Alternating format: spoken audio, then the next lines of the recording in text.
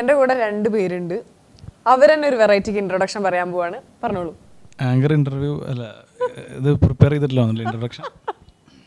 Okay, അപ്പോൾ എൻ്റെ പേര് നന്ദു ആനന്ദ്. ഞാൻ ആക്ച്വലി നായിക എന്ന് പറഞ്ഞൊരു ആക്ടിങ് റിയാലിറ്റി ഷോയിലൂടെ സിനിമയിലേക്ക് വന്നൊരു വ്യക്തിയാണ്. ആക്ടിങ് റിയാലിറ്റി ഷോ, അതിൽ ജഡ്ജസായിട്ട് ലാൽ ജോസ് സാറ്, ചാക്കോച്ചൻ, സമൃദ്ധ ചേച്ചി അവരൊക്കെ ആയിരുന്നു. 16 കണ്ടസ്റ്റൻസ് ഉണ്ടായിരുന്നു. ആക്ച്വലി ഒരുപാട് ഒരു 10,000-16,000 എൻട്രീസിൽ നിന്ന് ഫിൽറ്റർ ചെയ്ത് അങ്ങനെ 32 മെമ്പേഴ്സിന് ലാസ്റ്റ് എടുത്തു. അതിന് ലാൽ ജോസ് സാർ നേരിട്ട് ഇൻ്റർവ്യൂ ചെയ്ത് അതിലാണ് ഈ 16 പേരെടുത്തത്. അപ്പോൾ അങ്ങനെയാണ് ആ റിയാലിറ്റി ഷോയിലെത്തിയത്. ആ റിയാലിറ്റി ഷോയിലൂടെ സിനിമയിലേക്ക് എത്തി. ഞാൻ ഓട്ടം എന്ന് പറഞ്ഞൊരു സിനിമ നായകനായിട്ട് ചെയ്തു. പിന്നെ അയ്യപ്പനും കോശിയും ചെയ്തു, 2018 ചെയ്തു. പിന്നെ വേറെ ഇനിയിപ്പോൾ ഇറങ്ങാൻ പോകുന്നുണ്ട് 2-3 മലയാളം പടങ്ങൾ. അതിൽ ഒരു മെയിൻ പടമാണ് ഇത്. എനിക്ക് ഒരുപാട് പ്രതീക്ഷയുള്ളൊരു പടമാണ് ഴ എന്ന് പറഞ്ഞ സിനിമ. പിന്നെ ഇപ്പോൾ ഒരു തമിഴ് പടം റിലീസാവാനുണ്ട്, ജിൻ എന്ന് പറഞ്ഞിട്ട്. ആൻഡ് ഒരു തെലുഗു പടം, ദ വോളണ്ടിയേഴ്സ് എന്ന പടം ഷൂട്ട് നടന്നുകൊണ്ടിരിക്കുകയാണ്. പിന്നെ ഴ എന്ന് പറഞ്ഞ സിനിമേനെ പറ്റി പറയുകയാണെങ്കിൽ, ഞാൻ ആക്ച്വലി ഇൻട്രൊഡക്ഷൻ്റെ അപ്പുറത്തേക്ക് പോയോ?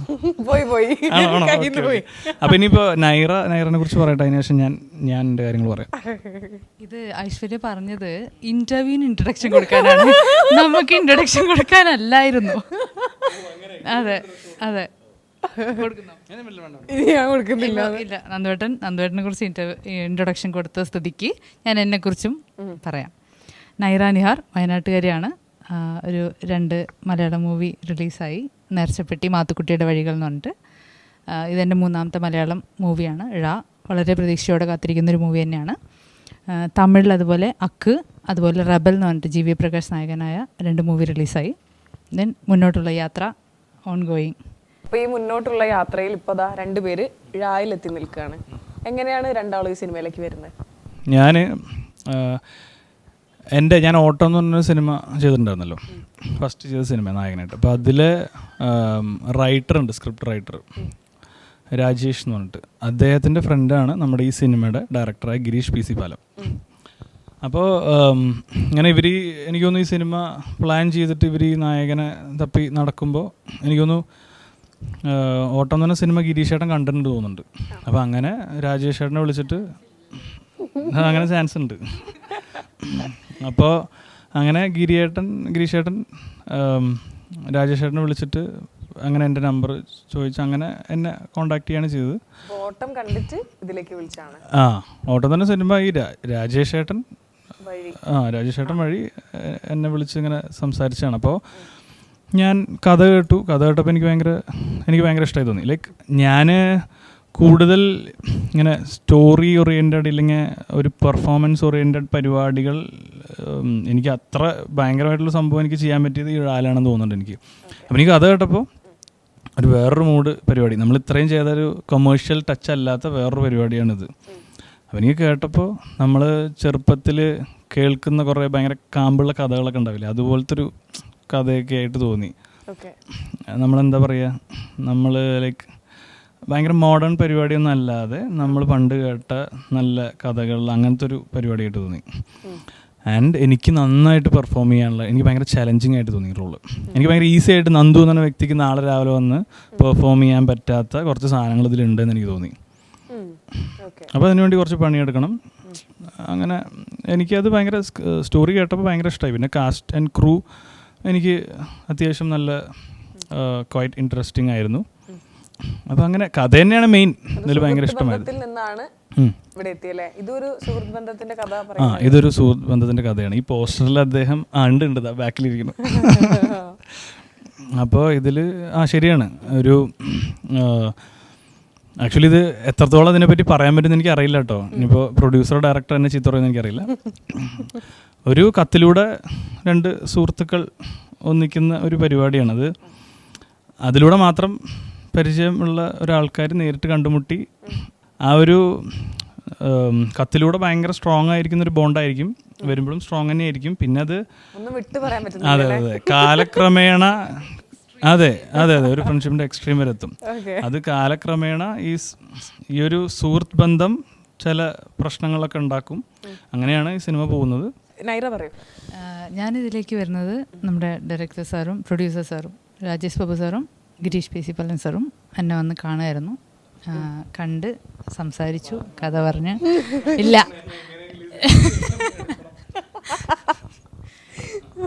ഇല്ല ഞങ്ങൾ ഒരുപാട് സംസാരങ്ങൾക്കൊടുവിലാണ് എന്നെ ഇതിലേക്ക് കാസ്റ്റ് ചെയ്യപ്പെട്ടത്. ശരിയാണ്.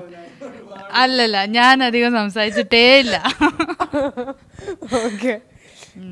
അങ്ങനെ അവർ രണ്ടുപേരും കൂടെ വന്ന് കണ്ട് എന്തെങ്കിലും കണ്ട് അങ്ങനെയാണോ അല്ലെങ്കിൽ അല്ലല്ല വേറൊരാൾ കൊടുത്ത നമ്പർ വഴി അങ്ങനെ അല്ല, ഡയറക്റ്റ്ലി വന്ന് കണ്ട് സംസാരിച്ച് അങ്ങനെ കാസ്റ്റ് ചെയ്യപ്പെട്ടാണ്. ഓക്കെ, നന്ദുവിനെ ഞങ്ങൾ എല്ലാവരും ആദ്യം കണ്ടത് നായിക നായകൻ, നേരത്തെ പറഞ്ഞല്ലോ. അതെ, അപ്പൊ ഏതൊക്കെ എപ്പിസോഡിൽ കണ്ടില്ല പറയൂ. അല്ല പറയൂ. ഇങ്ങോട്ട് ചോദിക്കാൻ പറ്റില്ല, ഞാൻ അങ്ങോട്ട് ചോദിച്ചോളാം. ഇങ്ങോട്ട്. അപ്പോൾ ആ നായിക നായകൻ എന്ന് പറഞ്ഞ പരിപാടി ഒരു ആക്ടറിനെ സംബന്ധിച്ച് ആ സമയത്തും അല്ലെങ്കിൽ ഇപ്പോഴും ഗുണം ചെയ്യുന്നുണ്ടോ ആക്ടിങ്ങിൽ? പിന്നെ നായിക നായകൻ എൻ്റെ സ്വദേശം മണ്ണാർക്കാടാണ്, പാലക്കാട് മണ്ണാർക്കാട്. പാലക്കാട് മണ്ണാർക്കാടുള്ള ഒരു സാധാരണക്കാരനായ ഒരു മണ്ണാർക്കാട്ടുകാരനായിരുന്നു ഞാൻ. എനിക്കങ്ങനെ സിനിമാ മോഹങ്ങളോ കാര്യങ്ങളോ ഒന്നും അങ്ങനെ ഭയങ്കരമായിട്ട് ഉണ്ടായിരുന്നില്ല. ഇല്ല, സത്യം പിന്നെ നായിക നായകനിലേക്ക് ഞാൻ പറഞ്ഞ ഞാനതിൻ്റെ പറഞ്ഞുകൊണ്ടിരിക്കുന്നത്. അപ്പോൾ അങ്ങനെ ഭയങ്കരമായിട്ട് സിനിമ മോഹിയോ എനിക്ക് സിനിമയിൽ അഭിനയിക്കാൻ പറ്റുന്നോ അങ്ങനെ കാര്യങ്ങളൊന്നും എനിക്ക് ഉണ്ടായിരുന്നില്ല. അപ്പോൾ ഞാൻ എനിക്ക് തോന്നുന്നു കോളേജിൽ പഠിക്കുന്ന സമയത്ത് ഒരു സെക്കൻഡ് ഇയർ ഒക്കെ ആകുമ്പോൾ ഒരു മ്യൂസിക് വീഡിയോയിൽ അഭിനയിച്ചു. അതെങ്ങനെ അഭിനയിച്ചെന്ന് ഞാൻ പറഞ്ഞുതരാം. എൻ്റെ സുഹൃത്തുക്കളെല്ലാവരും കൂടെ കുറച്ചൊരു സിനിമ താല്പര്യമുള്ള കുറച്ച് സുഹൃത്തുക്കളുണ്ട്. അപ്പോൾ അവരൊരു മ്യൂസിക് വീഡിയോ ചെയ്യാൻ തീരുമാനിച്ചു. അപ്പോൾ അതിൽ വേറെ ആരോ ആയിരുന്നു നായകൻ. അങ്ങനെ ലാസ്റ്റ് മിനിറ്റ് അയാൾക്ക് വരാൻ പറ്റാത്തതുകൊണ്ട് നീ അഭിനയിക്കുക എന്ന് പറഞ്ഞിട്ട് എന്നെ വിളിച്ച് അഭിനയിപ്പിച്ചതാണ് അതിൽ. അങ്ങനെ ആ മ്യൂസിക് വീഡിയോയിൽ അഭിനയിച്ചപ്പോൾ എൻ്റെ വീട്ടുകാരും എൻ്റെ ഫ്രണ്ട്സൊക്കെ പറഞ്ഞു, കൊള്ളാമല്ലോ, നിനക്ക് പറ്റുമല്ലോ ഈ പരിപാടി എന്ന് പറഞ്ഞു. അപ്പോഴാണ് ഞാൻ ആണോ, എന്നാലും എനിക്ക് ഉറപ്പൊന്നും ഉണ്ടായിരുന്നില്ല. അപ്പോൾ അങ്ങനെ ഒരു ഇഷ്ടം എൻ്റെ ഉള്ളിലേക്ക് ഇൻഡ്യൂസ് ചെയ്യപ്പെട്ടാണ്. അപ്പോൾ അങ്ങനെ ഞാൻ എന്നാൽ ശരി, ഞാൻ അമൃതയിലാണ് പഠിച്ച്, കൊല്ലം അമൃതയിൽ പഠിച്ച് ഞാൻ കൊച്ചിയിൽ അപ്പോളോ ടയേഴ്സിൽ പ്രൊഡക്ഷൻ പ്ലാനിങ് ഡിപ്പാർട്ട്മെൻറ്റ് എഞ്ചിനീയർ ജോലി ചെയ്യാൻ കയറി. അപ്പോൾ ഞാനിങ്ങനെ വെറുതെ സൺഡേസൊക്കെ ഓഡീഷൻസ് വെറുതെ അറ്റൻഡ് ചെയ്യും ചുമ്മാ. പക്ഷേ എനിക്ക് സിനിമയിൽ അഭിനയിക്കാൻ പറ്റുമെന്ന് എനിക്ക് അറിയണ്ടായിരുന്നില്ല, അതിലേക്ക് എത്തുമെന്ന് എനിക്ക് അറിയണ്ടായിരുന്നില്ല. പക്ഷേ ഞാനിങ്ങനെ ഓഡീഷൻസൊക്കെ അറ്റൻഡ് ചെയ്യും, ഇനിയിപ്പോൾ കിട്ടുമോ നോക്കാം അങ്ങനത്തെ ഒരു ഇതിൽ. അല്ലാതെ എന്തായാലും കിട്ടുന്നു അങ്ങനെ എനിക്കൊരു പ്രതീക്ഷ ഉണ്ടായിരുന്നില്ല. ഒരു പ്രതീക്ഷ ഉണ്ടായിരുന്നില്ല. കാരണം ഞാൻ ഓഡീഷൻസൊക്കെ അറ്റൻഡ് ചെയ്ത് കുറേ എണ്ണത്തിൽ തന്നെ സെലക്ട് ചെയ്തെന്ന് പറയും, പിന്നെ വിളിക്കില്ല. അങ്ങനെയാണ് കുറേ ഉണ്ടായിട്ടുള്ളത്. പിന്നെ എനിക്കൊന്ന് കുറേ പ്രൊമോഷൻ്റെ ഭാഗമായിട്ട് കുറേ പേര് ഓഡീഷൻസ് നടത്തുന്നുണ്ട്, അതിലൊക്കെ കുറേ ഞാൻ പോയി ചെയ്തിട്ടുണ്ട്. അപ്പോൾ അങ്ങനെയാണ് ഈ നായിക നായകൻ എന്ന് പറഞ്ഞ ഇതിൻ്റെ ഓഡീഷൻ അപ്ലൈ ചെയ്തത്. മെയിൽ ചെയ്തു. അപ്പോൾ മെയിൽ ചെയ്തപ്പോൾ ഇവർ എന്നെ അത് ലൈക്ക് ഇൻ്റർവ്യൂവിന് വിളിച്ചു. അതെങ്ങനെയാണെന്ന് വെച്ച് കഴിഞ്ഞാൽ ഞാൻ അപ്പോളോ ടയേഴ്സിൽ ഈ നൈറ്റ് ഷിഫ്റ്റ് കഴിഞ്ഞിട്ട് രാവിലെ 7 മണിക്ക് ജോലി കഴിഞ്ഞ് വന്ന് കിടന്നുറങ്ങാൻ പോകുമ്പോഴാണ് അവിടുന്ന് കോൾ വരുന്നത്. നിങ്ങൾ ഇത് സെലക്ട് ആയിരുന്നെങ്കിൽ ഇൻ്റർവ്യൂവിന് വരണം, ഓഡീഷന് വരണം, ഡയറക്റ്റ് ഓഡീഷന് വരണം, മഴവിൽ മനോരമയിൽ വെച്ചിട്ടാണെന്ന് പറഞ്ഞു. അപ്പോൾ എപ്പോൾ വരാൻ പറ്റുമെന്ന് പറഞ്ഞു. ഇപ്പോൾ 10 മണിക്ക് വരാൻ പറ്റുമോ? ഞാൻ അപ്പോൾ 10 മണിക്ക് വരാണ്. ഞാൻ അപ്പം തന്നെ ഉറങ്ങാതെ നേരെ കുളിച്ചിട്ട് വേഗം പോയി അങ്ങനെ ഓഡീഷൻ അറ്റൻഡ് ചെയ്തതാണ്. അപ്പോൾ എനിക്ക് അന്ന് വരെ ചെയ്ത ഓഡീഷൻ വരുന്നില്ല, ഭയങ്കര ടഫായിരുന്നു. ഇവർ ശരിക്കും നന്നായിട്ട് റാഗ് ചെയ്തു. ആരൊക്കെയായിരുന്നു അറിയോ? ലാൽ ജോസ് സാറിൻ്റെ 3 ശിഷ്യന്മാരുണ്ട്. ഒരാൾ സത്യൻ എന്തൊക്കെയാണ്ട് അനൂപേട്ടൻ, ഇപ്പോൾ ഇത് ചെയ്തല്ലോ, വരണ ആവശ്യമുണ്ട് സിനിമ ചെയ്തല്ലോ, അതിൻ്റെ ഡയറക്ടർ. പിന്നെ ഒന്ന് അനിൽ അബ്രഹാം, ഇപ്പം സിനിമ ചെയ്യാൻ പോവാണ്, ഹൃദയം സിനിമയുടെയൊക്കെ ചീഫ് അസോസിയേറ്റ്. പിന്നെ വേറെ വിശാഖ് എന്ന് പറഞ്ഞിട്ടൊരാൾ, പുള്ളിയും ദുൽഖറിൻ്റെ ഒരു പടത്തിൻ്റെയൊക്കെ ചീഫ് അസോസിയേറ്റ്. ഇവർ 3 പേരാണ് നമ്മൾ ഓഡിഷൻ ചെയ്യുന്നത്. പിന്നെ മഴവിൽ മനോരമ സ്റ്റാഫുണ്ട്. അപ്പോൾ ഇവർ നമ്മളങ്ങോട്ട് റാഗ് ചെയ്ത്, ദൈവമേ ഞാൻ എന്തിനാ അവിടെ വന്നതെന്നൊക്കെ തോന്നിപ്പോയി. എനിക്ക് ഇവിടെ നിന്ന് ഇറങ്ങി ഓടിയാലെന്നൊക്കെ തോന്നിപ്പോയി. അങ്ങനെ റാഗ് ചെയ്ത് അത് ചെയ്യിപ്പിച്ച് മറ്റേ ചെയ്യിപ്പിച്ച് ഭയങ്കര ബുദ്ധിമുട്ടായിരുന്നു. അപ്പോൾ ഞാൻ വിചാരിച്ചു ഇനി സിനിമ പരിപാടികൾ ഈ ഓഡിഷൻ ഞാൻ അറ്റൻഡ് ചെയ്യില്ലാണ്ട് ഞാൻ അവിടെ നിന്ന് കഴിഞ്ഞ് ഞാൻ പോയി. എനിക്ക് കിട്ടുന്നത് എനിക്ക് ഒരു വിശ്വാസം ഉണ്ടായിരുന്നില്ല കേട്ടോ. ഞാൻ പോയി കഴിഞ്ഞിട്ടാണ് ഇവർ 2 ദിവസം കഴിഞ്ഞിട്ട് പറയണത്, നിങ്ങൾ സെലക്ട് ആയിട്ടുണ്ട്, നിങ്ങൾ വർക്ക്ഷോപ്പിന് വരണം. സെലക്ട് ആയിട്ടുണ്ട് ഓൺലി ഫോർ ദ വർക്ക്ഷോപ്പ്. അങ്ങനെ വർക്ക്ഷോപ്പ് കഴിഞ്ഞ് അതിലൊരു സെലക്ഷൻ പ്രോസസ്സ് ഉണ്ട്. അത് കഴിഞ്ഞിട്ട് ലാൽ ജോസ് സാറെ ഡയറക്റ്റ് ഇൻ്റർവ്യൂ ഉണ്ട്. അതൊക്കെ കഴിഞ്ഞിട്ട് 16 പേരിലേക്ക് എത്തുള്ളൂ. അപ്പോൾ അങ്ങനെ വർക്ക്ഷോപ്പിന് പോയപ്പോഴും അവിടെ ഒരു വില്ലിംഗ്ടൺ ഐലൻഡ് ഉണ്ട് എറണാകുളത്ത്. അവിടുത്തെ ഒരു അടിപൊളി ഹോട്ടലാണ്. അപ്പോൾ വർക്ക്ഷോപ്പൊക്കെ നല്ല ഹോട്ടലാണ്, എന്നാൽ പിന്നെ ഇതൊക്കെ അറ്റൻഡ് ചെയ്തിട്ട് പോകാമെന്ന് വിചാരിച്ചു. പക്ഷേ ദൈവം സഹായിച്ച് ആ വർക്ക്ഷോപ്പിൽ കിട്ടി. എന്നെ 32 പേരുടെ Lal Jose sir direct interview ചെയ്യും, അതിലേക്ക് എത്തി. എന്നിട്ടും എനിക്ക് വിശ്വാസം ഉണ്ടെന്നില്ല ഇതിലൂടെ ഞാൻ പോവും എന്നായിരുന്നു. അപ്പോൾ നമ്മൾ ആ 32 പേരായിട്ട് ഫ്രണ്ട്സ് ആവുമല്ലോ, അവരുടെ നമ്പറൊക്കെ ഉണ്ടാവുമല്ലോ. അപ്പോൾ നമ്മൾ ഗ്രൂപ്പ് ക്രിയേറ്റ് ചെയ്തു. എന്നെ വിളിച്ചു, എനിക്ക് വിളിയൊന്നും എന്നൊക്കെ ഓരോരുത്തർ പറയും. അപ്പോൾ എനിക്ക് വിളിയൊന്നും വന്നില്ല.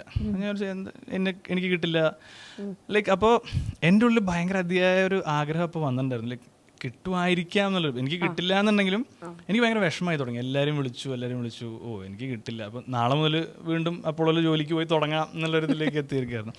അപ്പോൾ അങ്ങനെ എനിക്ക് തോന്നുന്നു ഒരു 9:30 രാത്രി അനിലേട്ടൻ വിളിച്ചു. എന്നിട്ട് പറഞ്ഞു, നീ എന്താ ചെയ്തു എന്നൊക്കെ ചോദിച്ചു എൻ്റെ അടുത്ത്. ലാൽ ജോസ് സാറിന് എന്താ ചെയ്ത്? അങ്ങനെ പറഞ്ഞു, എനിക്കൊന്നും പെർഫോം ചെയ്യാൻ ശരിക്കും പറ്റിയില്ല, കുറച്ചും കൂടെ സമയം കിട്ടി ഞാൻ കുറച്ചും കൂടെ പെർഫോമൻസ് ചെയ്തായിരുന്നു എന്നൊക്കെ പറഞ്ഞു. അപ്പോൾ അനിലേട്ടൻ പറഞ്ഞു, ആണോ, ഉറപ്പാണോ എന്ന് ചോദിച്ചു. എന്നായിക്കോട്ടെ, നീ സെലക്ട് ആയിട്ട് നീ അവിടെ ചെയ്തോ, മഴവിൽ മനോരമയിൽ ഒന്ന് ചെയ്തോ ബാക്കി എന്ന് പറഞ്ഞു. അപ്പോൾ അങ്ങനെ അതിൽ സെലക്ട് ചെയ്താൽ. അപ്പോൾ എനിക്കൊന്നും അറിയണ്ടായിരുന്നില്ല ആക്ച്വലി. അവിടെ ചെന്നപ്പോൾ നമ്മൾ ഇപ്പോൾ അടുത്ത് സ്റ്റാർ എന്ന് പറഞ്ഞൊരു സിനിമ ഇറങ്ങിയിട്ടുണ്ടായിരുന്നു തമിഴിൽ. നമ്മുടെ കവിൻ എന്ന് പറഞ്ഞിട്ടൊരു ഡാഡ സിനിമ ഉണ്ടായിരുന്നോ? ഇല്ല. അതിലെ നായകൻ്റെ ഒരു സ്റ്റാർ എന്ന് പറഞ്ഞ സിനിമ ഇറങ്ങി. അതിൽ എന്താണെന്ന് വെച്ച് കഴിഞ്ഞാൽ ഇവൻ ഭയങ്കര വലിയ സിനിമ നടനാണെന്ന്, ഇവനെ കാണാൻ ഭയങ്കര സുന്ദരനാണ്, നീ ഡാൻസ് കളിക്കും, പാട്ട് പാടും. അതുകൊണ്ട് ഇവിടെ നാട്ടിലുള്ള എല്ലാവരും ഇവനെ ഭയങ്കര പൊക്കി വെച്ചിരിക്കുകയായിരിക്കും. നീ ഹീറോ ആണ്, നീ എന്തായാലും നീ തന്നെ സംഭവം എന്ന് പറഞ്ഞിട്ട് ഇവനെ പൊക്കി വെച്ചിരിക്കുകയായിരിക്കും. അപ്പോൾ ഇവൻ മുംബൈയിൽ ഒരു ഫിലിം ആക്ടിങ് വർക്ക്ഷോപ്പിൽ പോകും. അപ്പോഴാണ് അവന് മനസ്സിലാവുക അവനൊന്നുമല്ല. അതുപോലെയാണ് ഞാൻ വലിയ സംഭവമാണ്, എനിക്ക് അത് ചെയ്യാൻ പറ്റും എന്നൊക്കെ വിചാരിച്ചെങ്കിലും അവിടെ ചെന്ന് നോക്കി ഭയങ്കര കഴിവുള്ള ആൾക്കാരാണ് എല്ലാവരും. എനിക്ക് തോന്നിയത് ഞാൻ അതിലേറ്റവും ഒരു പരിചയവും ഒന്നും ഇല്ലാത്ത ഒരാളായിരുന്നു ഞാനെന്ന് എനിക്ക് തോന്നുന്നത്. അപ്പോൾ ഇവരൊക്കെ എന്തൊക്കെയോ കാണിക്കുമ്പോൾ എനിക്കൊന്നും കാണിക്കാനില്ല. അങ്ങനെ അതിൽ നിന്ന് പഠിച്ച് എനിക്കൊന്നും എനിക്ക് ആദ്യം നന്നായിട്ട് സംസാരിക്കാൻ പോലും അറിയണ്ടായിരുന്നില്ല. എങ്ങനെ നന്നായിട്ട് സംസാരിക്കണം, വാക്കുകൾ ഇങ്ങനെ ബാക്ക് ടു ബാക്ക് പറയാനൊന്നും എനിക്ക് അറിയണ്ടായിരുന്നില്ല. സ്റ്റേജിൽ കയറി പ്രസംഗിക്കാൻ അറിയില്ല. ഇതൊക്കെ സിനിമയിൽ വന്ന് ഇങ്ങനെ ആൾക്കാരെ പരിചയപ്പെട്ട് ആൾക്കാരുടെ സമ്പർക്കം പുലർത്തി അങ്ങനെ ഉണ്ടാക്കിയെടുത്ത. അപ്പോൾ ഇവരൊക്കെ അതിലുണ്ടായിരുന്ന ഓരോ വ്യക്തിക്കും സിനിമയായിട്ട് എന്തെങ്കിലും ബാക്ക്ഗ്രൗണ്ട് ഉണ്ടായിരുന്നു. എനിക്ക് ബാക്ക്ഗ്രൗണ്ട് ഒന്നും ഉണ്ടായിരുന്നില്ല. ഞാനൊരു ഒരു ന്യൂബി ആയിരുന്നു. അങ്ങനെ അതിൽ ഭയങ്കര ബുദ്ധിമുട്ടി എന്തെങ്കിലും പഠിച്ചിട്ടുണ്ടെങ്കിൽ അങ്ങനെ ബുദ്ധിമുട്ടി ആണ് പിന്നെ പഠിച്ച്. അങ്ങനെ എനിക്കൊന്ന് ആദ്യം അത് ഇറങ്ങിയിട്ട് സിനിമയിൽ ഒരു ചാൻസ് കിട്ടി എനിക്കാണ് നായകനായിട്ട്. ആ ഷോ കണ്ടിട്ട് ഫസ്റ്റ് സിനിമയിലേക്ക് കോളുന്ന എനിക്കാണ്. ഓട്ടം എന്ന് പറഞ്ഞ സിനിമ അതിലൂടെ വന്നതാണ്. അങ്ങനെ അതിൽ ഹീറോ ആയിട്ട് ആ പടത്തിൽ കയറി. പിന്നെ അതിൽ നിന്ന് നമ്മൾ ഇന്ന് പോകുന്ന വഴിയൊക്കെ അതിലൂടെ ഇങ്ങനെ സ്ലോ ഗ്രോത്ത് അങ്ങനെ വന്നു. അതെ പിന്നെ ഇപ്പൊ ചെയ്യുന്ന തമിഴും തെലുങ്കൊക്കെ അങ്ങനെ വന്ന.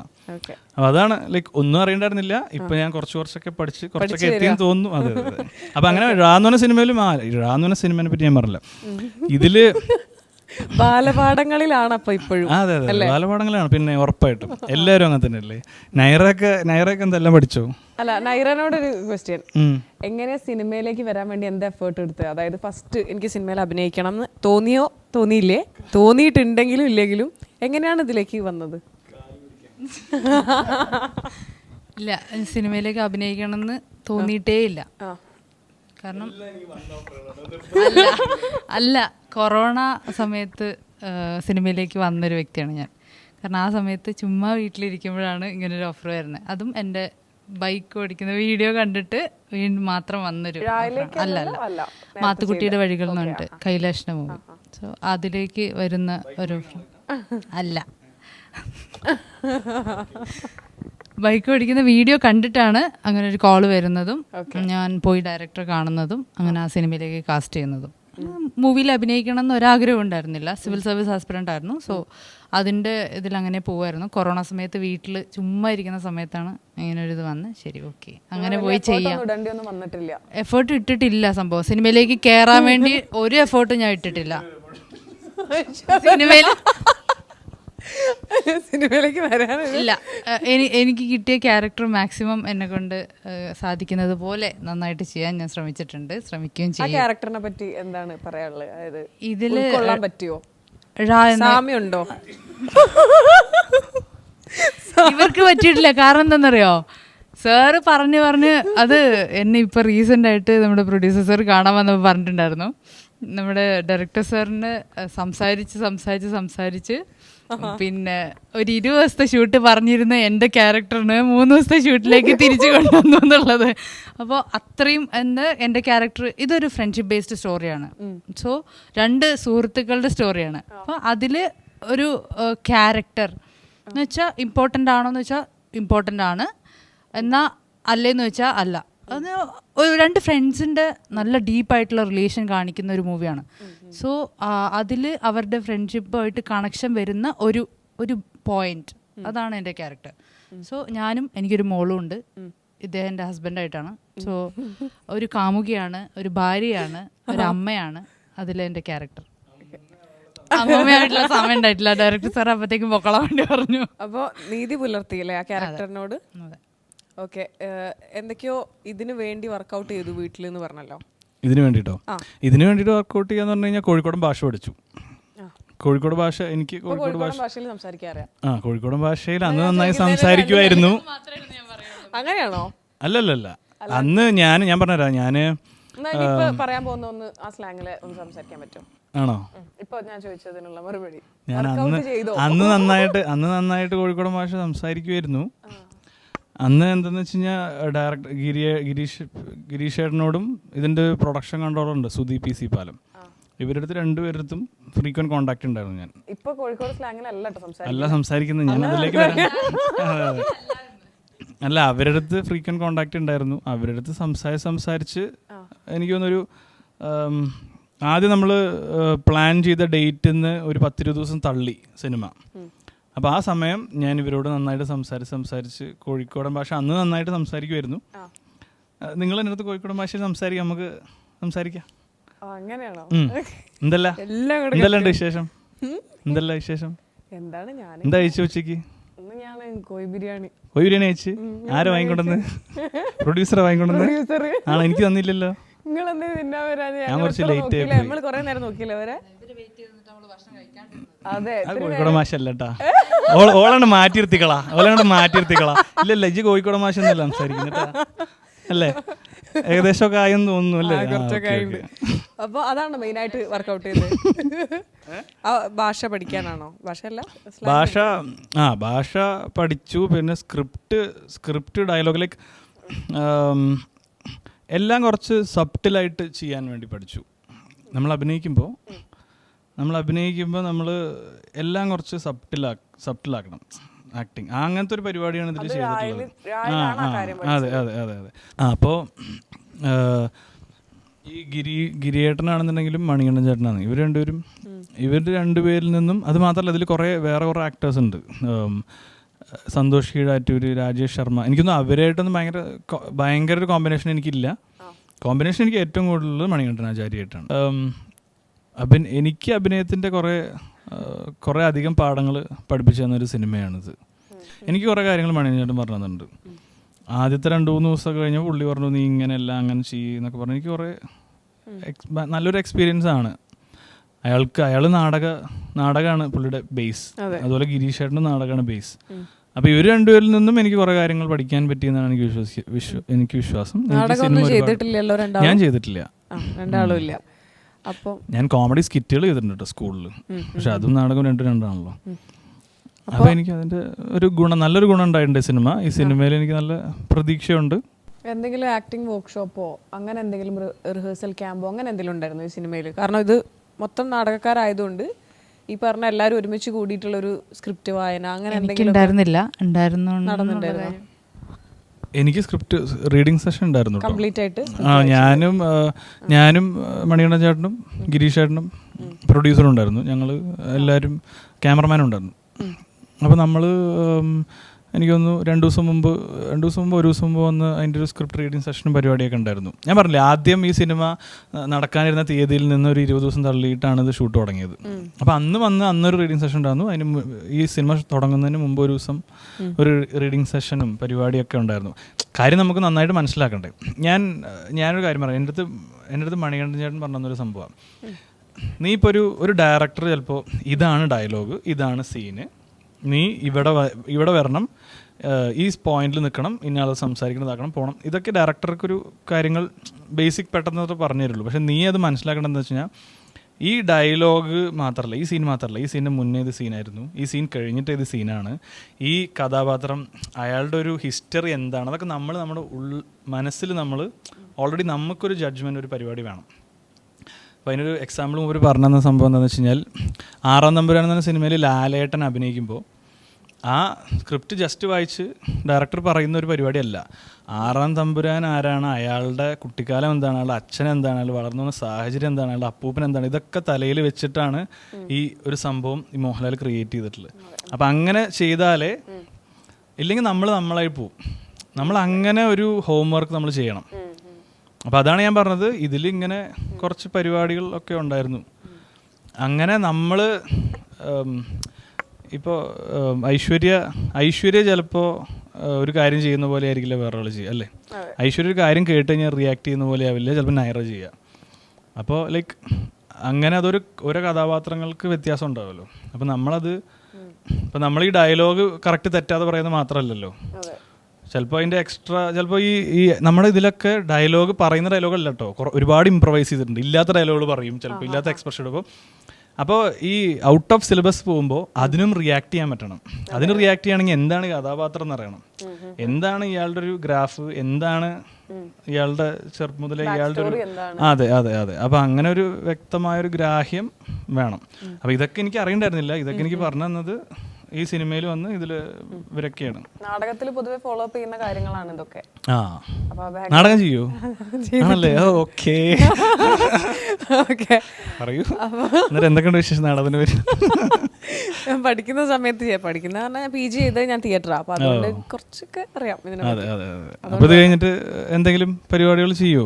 ഇപ്പൊ ഞങ്ങളെ കൊണ്ട് പാട്ട് പഠിപ്പിക്കണം എന്നൊക്കെ പറഞ്ഞില്ലേ ഇത് കഴിയുമ്പോ? അപ്പൊ എന്തെങ്കിലും നിങ്ങൾ എന്തെങ്കിലുമൊക്കെ ഒരു സാധനം ചെയ്യണം, ചെയ്യാലോ? ആയിക്കോട്ടെ, മതി അത് മതി. ഓക്കെ.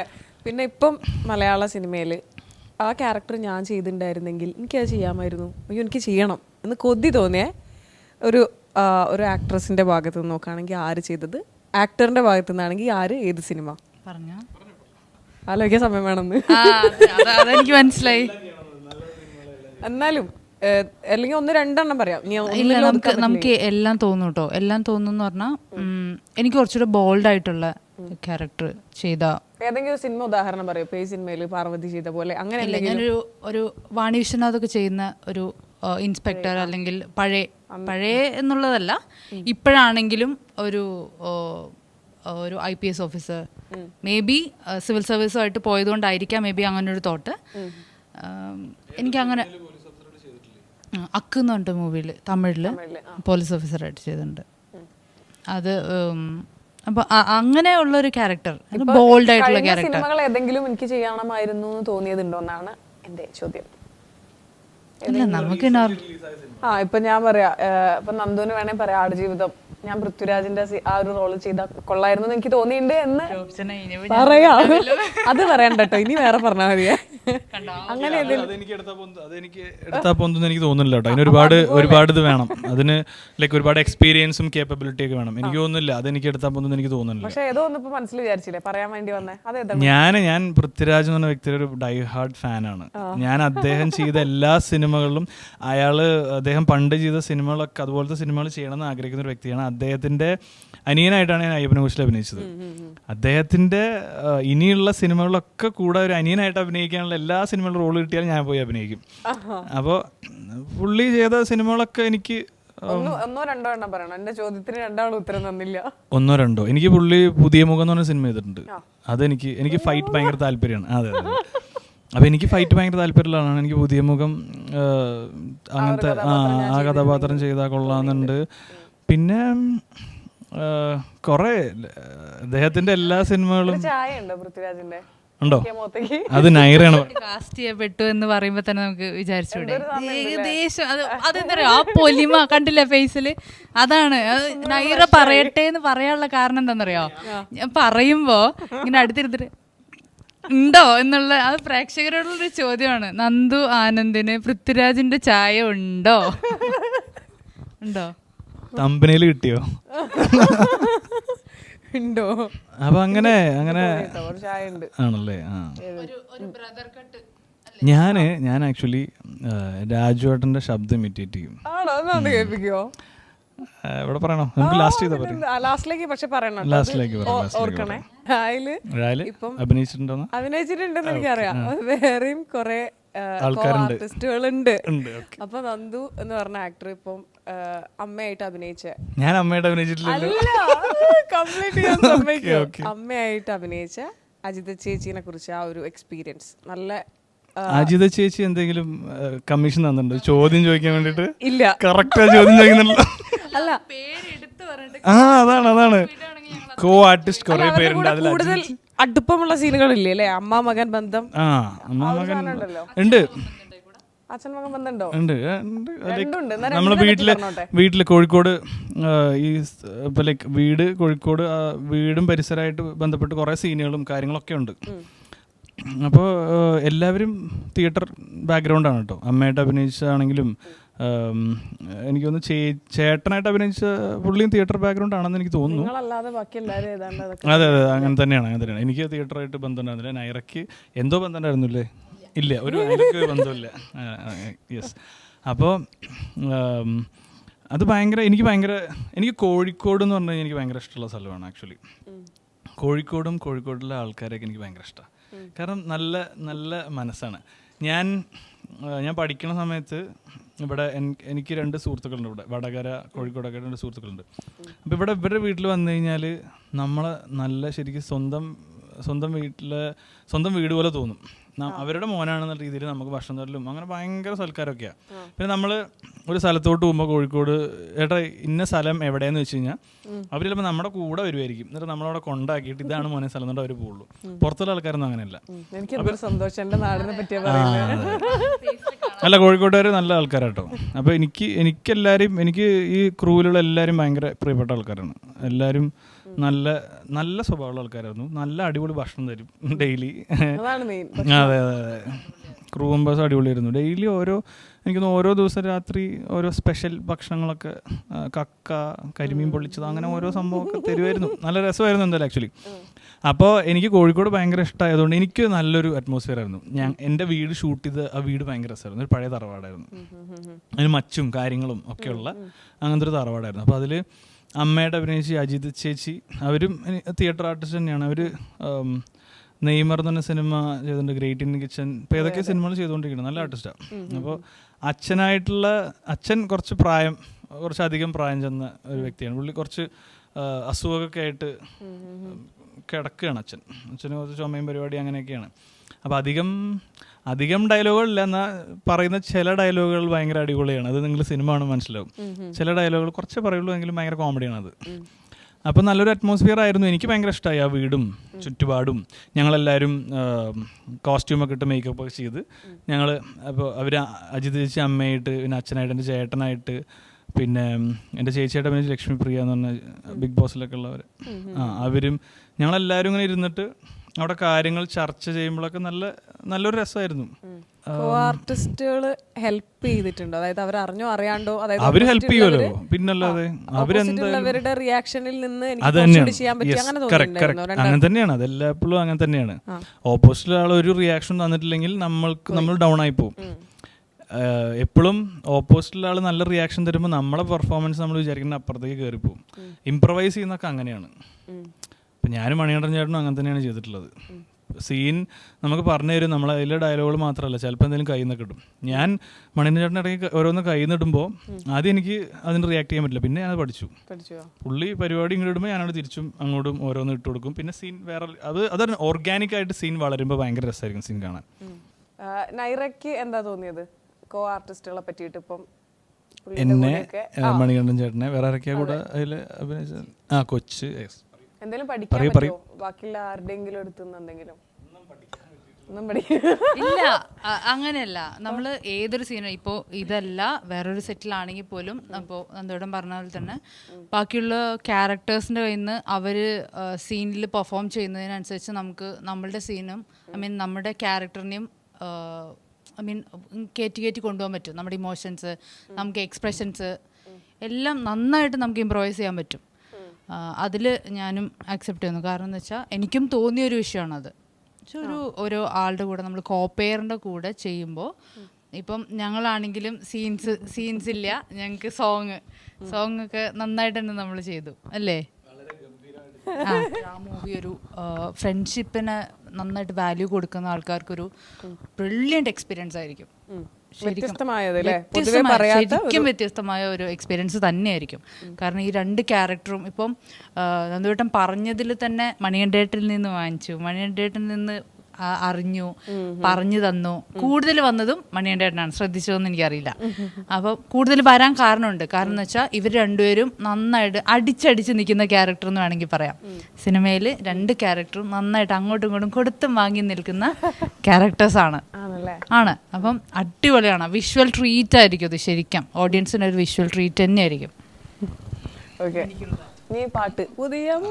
അല്ല ഇത് ശരിയാണ്, പുതിയ മുഖം ആ പാട്ടാണ് പാടുന്നത്. സൗണ്ടാണ് ഞാൻ പറഞ്ഞത്. അല്ല ശരിയാണ് ഒരു പറഞ്ഞത്. ആ ഒരു ഫ്രണ്ട്ഷിപ്പ് കൊണ്ട് ഭയങ്കര അടിപൊളിയായിരുന്നു കേട്ടോ. അത് എനിക്ക് സിനിമ കഴിഞ്ഞിട്ടും അങ്ങനെ പറ്റില്ല. ഞാൻ ആ ഡയലോഗ് ഒന്നൊന്നല്ല 2-3 പഠിച്ചിട്ടുണ്ട്. അല്ല സിനിമ കഴിഞ്ഞിട്ടും എനിക്ക് ഞങ്ങൾ ഒരുമിച്ചൊരു വീട്ടിലാണ് അവിടെ താമസിച്ചിട്ടുണ്ടായിരുന്നത്. ഒരു വീടാണ് ബാലുശ്ശേരിയിൽ വീട്ടിൽ താമസിച്ചിട്ടുണ്ടായിരുന്നത്. അപ്പോൾ ഞങ്ങൾ ഒരുമിച്ച് ട്രാവൽ ചെയ്യാം. 2 വണ്ടിയിലല്ല, ഒറ്റ വണ്ടിയിൽ. പുള്ളിയുടെ മാനേജറിൻ്റെ ആഷിഖ് എന്ന് പറഞ്ഞിട്ട് ഞങ്ങൾ ഒരു വണ്ടിയിലാണ്. ഡ്രൈവർ കം മാനേജർ അവനാണ്. ഞങ്ങളൊരു വണ്ടിയിൽ ട്രാവൽ ചെയ്യുന്നു, ഞങ്ങൾ ഒരുമിച്ച് താമസിക്കുന്നു, ഒരുമിച്ച് അഭിനയിക്കുന്നു, ഒരുമിച്ച് ഭക്ഷണം കഴിക്കുന്നു. അപ്പോൾ ആ ഒരു കെമിസ്ട്രി സിനിമയിലും കാണാൻ പറ്റും. സിനിമയിൽ അഭിനയിച്ച് അങ്ങനെ ഒരു നല്ലൊരു ബോണ്ട് ഉണ്ടായിരുന്നു. എനിക്ക് സിനിമ കഴിഞ്ഞിട്ടും ഞങ്ങൾ അങ്ങോട്ടും ഇങ്ങോട്ടും ഡെയിലി വിളിക്കുമായിരുന്നു, കാര്യങ്ങൾ ഡിസ്കസ് ചെയ്യുമായിരുന്നു. കാരണം അങ്ങനെ ഒരു ബോണ്ടിലെത്തി. അപ്പോൾ ആ ഒരു സിനിമയിൽ അതേപോലൊരു ബോണ്ട് ഞങ്ങൾക്ക് ജീവിതത്തിലേക്കും അത് റിഫ്ലക്റ്റ് ചെയ്തിട്ടുണ്ടായിരുന്നു. അങ്ങനെ തന്നെയാണ് ഈ സിനിമയിൽ 2 ഉറ്റ സുഹൃത്തുക്കൾ തന്നെയാണ്. അത്രയും നല്ല ഇഷ്ടമുള്ള 2 സുഹൃത്തുക്കൾ തന്നെയാണ്. അത് ലൈക്ക് ഓരോ സാഹചര്യങ്ങൾ കാരണം ഓരോ പ്രശ്നങ്ങളൊക്കെ ഉണ്ടായി. അതെ അങ്ങനെ അങ്ങോട്ട് ആയിപ്പോയതാണ്. എന്തായാലും ബാക്കി ഇനി സിനിമ ഉണ്ട്. ക്രിസ്റ്റി എന്നാണ് അദ്ദേഹത്തിൻ്റെ പേര്. എനിക്കൊന്ന് ഇതിൻ്റെ ഒരു ക്യാരക്ടർ ടീസറൊക്കെ ഉണ്ടായിരുന്നു. അപ്പോൾ അതിൽ എന്താണ് മണികണ്ഠനാചാര്യയുടെ ക്യാരക്ടർ എന്നൊക്കെ ഏകദേശം അതിൽ മനസ്സിലായിട്ടുണ്ട് മണികണ്ഠൻ ചേട്ടൻ്റെ. അപ്പോൾ അങ്ങനെയാണ്. എന്തായാലും സിനിമ മറ്റത് ഒഴിവാക്കാൻ പറ്റില്ല, നമുക്ക് ചെയ്യിപ്പിക്കേണ്ടതാണ് അല്ലേ. സൗണ്ട് അല്ലേ, ഒരു തരത്തിൽ രക്ഷയില്ലേ. ഓക്കെ, ഇനി ഇത് കഴിഞ്ഞ് നൈറ എന്താ ചെയ്യുന്നത്? പാട്ടാണോ? അല്ല, നമ്മൾ വേറൊരു കാര്യമുണ്ട്. ആങ്കറിന്റെ ഡ്രാമ നാടകം അതാണ് ഇപ്പൊ കണ്ടത്. അത് കഴിഞ്ഞു. അല്ലല്ല, ആങ്കർ എന്തെങ്കിലുമൊക്കെ ഒരു പരിപാടി ചെയ്യണം. ആങ്കർ എന്താണ് ചെയ്യാ? എന്താ ആങ്കർ എന്താണ് ചെയ്യാ? ഞാൻ ക്വസ്റ്റ്യൻ ചോദിക്കുന്നുണ്ടല്ലോ. എന്തോ തിയേറ്റർ ബാക്ക്ഗ്രൗണ്ട് ആണെന്നൊക്കെ പറഞ്ഞില്ലേ?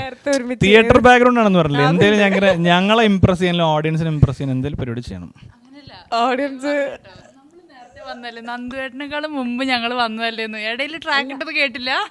അതെന്താ വെച്ചിട്ടുണ്ടെങ്കിൽ ആ ശബ്ദം ഒന്ന് കേൾക്കാനുള്ള കൊതി കൊണ്ട്. അയ്യോ, അതെ, രാജുവേട്ടന്റെ ഇന്റർവ്യൂ എടുത്ത് നോക്കിയാൽ മതി. ആ സൗണ്ട് കേൾക്കാലോ. അങ്ങനെ ഒരു കഴിവുണ്ടെങ്കിൽ എന്തായാലും എനിക്ക് സീരിയസ് ആയിട്ട് കാണുന്ന ആഗ്രഹമുണ്ട്.